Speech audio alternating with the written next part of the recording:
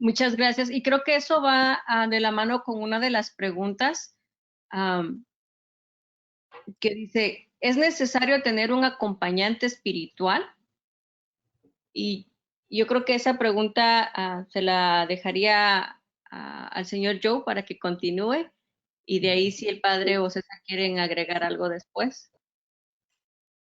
Yo creo que es muy importante, especialmente cuando personas toman posiciones de liderazgo. No quiere decir que solamente son para los líderes, es para todos.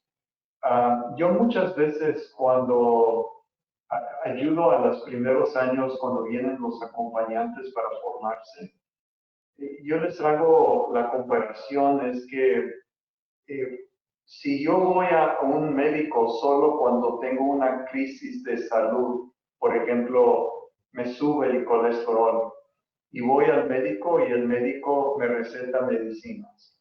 Me toma las medicinas, me siento mejor y entonces no consulto al médico hasta que entre en otra crisis. Y me paso de crisis a crisis a crisis a crisis. Entonces, llego a un momento de madurez en donde digo, ¿no sería mejor ir con este médico, hacerme chequeos antes de entrar en una crisis y ver qué recomendaciones me da el médico para entonces yo no entrar en una crisis? Y creo que eso se puede aplicar en cierta forma a un acompañante espiritual. No es necesario tener un médico, pero es bueno tener un médico y que te ayude a ser proactivo en tu salud. Y creo que eso es lo que una buena acompañante espiritual puede ser, proactivo en tu vida espiritual. Porque muchas veces vemos las cosas conforme las estamos viviendo y la experiencia y formación de un acompañante espiritual me puede ampliar mi visión a tomar mejores decisiones. Pero el que toma las decisiones es el que estamos acompañando.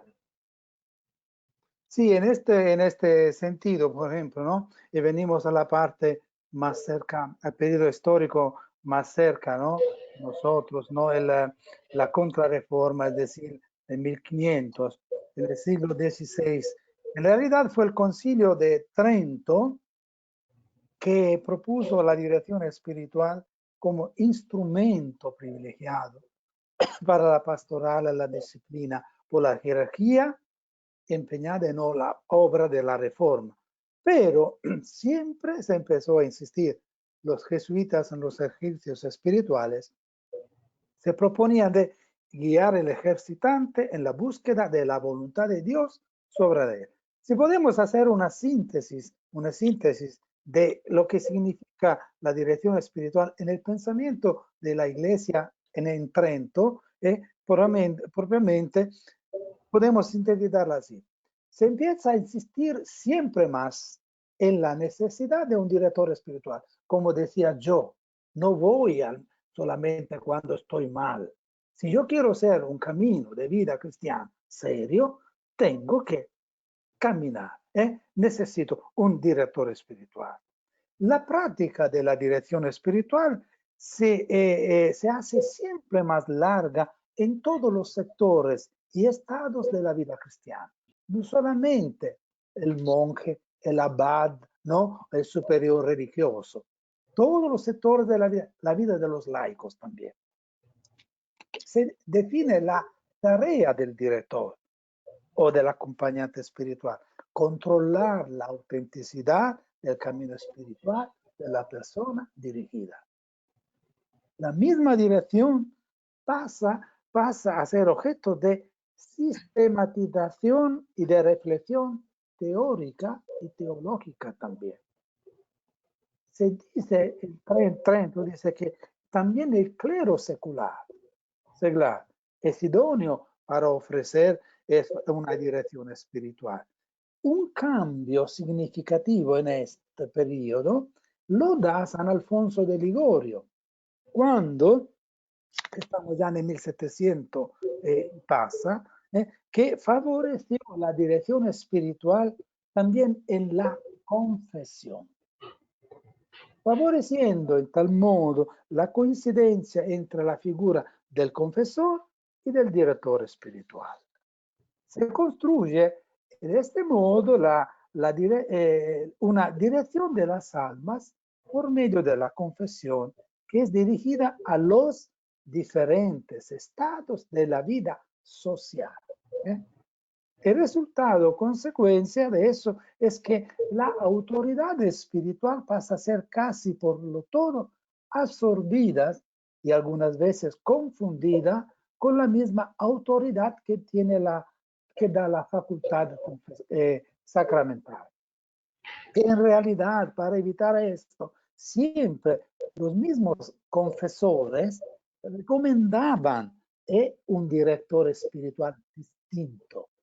Por ejemplo, en nuestra experiencia, nuestro fundador, San Pablo, San Vincenzo Strano, veniendo hasta el 1900, el padre Germano, el director de Santa Gemma, él no fue, era el confesor algunas veces, sobre todo fue el director espiritual.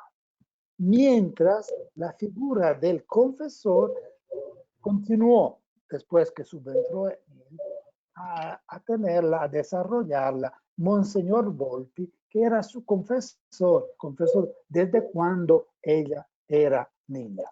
Y esto hará difícil algunas veces más distinguir cuando no se distingue, ¿no?, la figura del confesor y del director espiritual.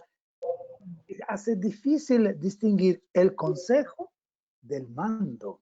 El mando tiene que hacerlo, ¿no?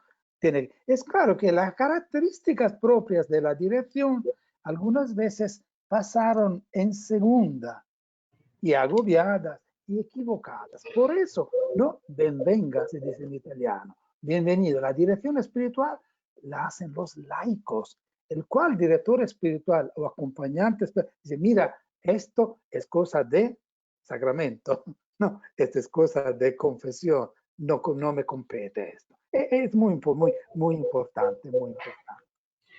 Es claro que en nuestro tiempo cambia mucho más la situación, podemos verlo después. Quiero, mira, si me da un momentico, el padre había expresado al principio lo del carisma, ¿no? Para aquellos que se sienten llamados a ser acompañantes espirituales. El carisma, el Espíritu Santo, mueve a las personas a buscar a alguien también. O sea, el Espíritu Santo también se mueve y pone en los corazones de aquellos que necesitan buscar a un acompañante espiritual. ¿Ok? O sea, el Espíritu también mueve a aquellos que necesitan, ¿no? Entonces, es un movimiento igual, tanto para aquel que busca ser acompañante como aquel que necesita ser acompañado. Entonces, hay que dejarse llevar por el Espíritu para buscar a alguien para hacer acompañamiento. Hay casos particulares. Es muy importante tener en cuenta eso. O sea, si usted joven tiene esa necesidad de compartir su vida espiritual con alguien, es porque el Espíritu Santo le está diciendo a usted por el carisma que necesitas buscar a alguien para tener ese acompañamiento espiritual. En el caso de Santa Gemma, Jesús mismo que le hizo ver la visión, ese será tu confesor, tu padre espiritual, el padre Germano. Ella no lo conocía. Lo vio en una visión y después cuando lo vio de persona, lo dice, yo te vi así, en esta foto, como es esta, ustedes no la ven. Sí, se ve, padre. Es como ella lo describió, yo te vi en la visión cuando Jesús me habló y me dijo, este será tu padre espiritual. El Espíritu, Dios, qué obra.